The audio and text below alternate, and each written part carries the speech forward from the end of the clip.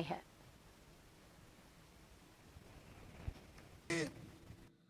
जोरथी बोलो, हटवी जोती थी कि नहीं हटवी जोईती?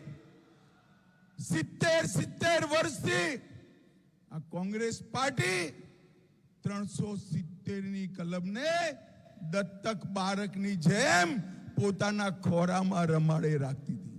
કેમ? એમને વોટ બેંકની રાજનીતિ, તૃષ્ટિકરણ કરવું હતું. નરેન્દ્રભાઈએ આપ સૌએ બીજી વાર વડાપ્રધાન બનાયા.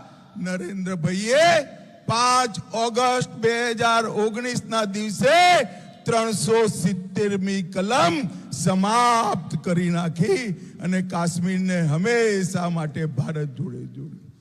જ્યારે હું 370મી કલમ હટાવવાનું બિલ લઈ ઊભો થયો એ વખતે રાહુલ બાબાએ મને રોક્યો. રાહુલ બાબાએ કહ્યું કે 370મી કલમ ના હટાવતા. मैं पूछू केम भाई? तेमने कहू काश्मीर में लोहीनी नदियों वही जैसे. अरे राहुल बाबा, 5 वर्ष थे, 5 वर्ष नरेंद्र मोदी सरकार छे. लोहीनी नदियों छोड़ो, कोईनी पत्थर चलावानी हिम्मत नहीं. पत्थर चलावानी हिम्मत. नरेंद्र मोदी जी आ देश में आतंकवाद અને નક્સલવાદ સમાપ્ત કરવાનું કામ કર્યું છે. ભાઈઓ બહેનો, સોનિયા મનમોહનની સરકાર હતી. મૌની બાબા મનમોહન સિંહ વડાપ્રધાન હતા. રોજ પાકિસ્તાનથી આલિયા, માલિયા, જમાલિયા ઘૂસી જતા હતા.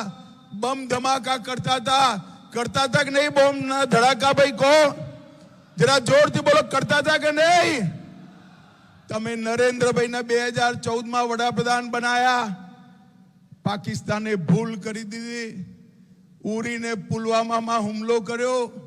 પરંતુ પાકિસ્તાન આ વખતે ભૂલી ગયો કે આ વખતે મનમોહન સિંહ વડાપ્રધાન નથી, ગુજરાતનો નરબંકો નરેન્દ્ર મોદી વડાપ્રધાન છે. કોંગ્રેસની